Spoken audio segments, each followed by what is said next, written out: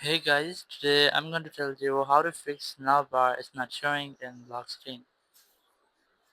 If you're using Samsung S26 Ultra and you're facing the issue that in your phone on your lock screen, you're not showing navbar. So let's see how can you fix that issue. So the very first thing, you have to simply go to your settings, and here in settings, go to lock screen here, click on lock screen, and in lock screen you have to look for navbar.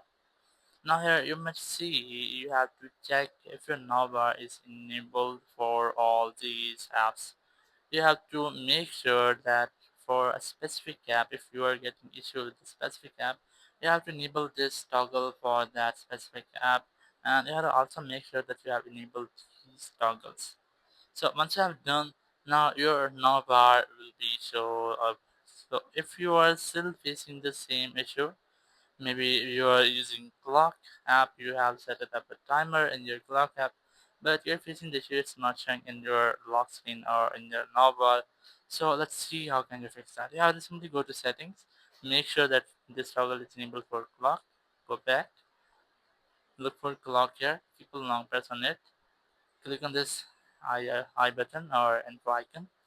Now once you are here, you have to go to notifications, and you have to make sure that it's has been enabled lock screen notification. You have to make sure that notifications for lock screen has been enabled, and you have to also make sure that these both options are set to be default, and you have also enabled live notifications for your clock.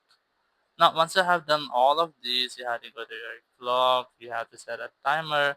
Once you have done, you might see or you might get that on your navbar on your lock screen.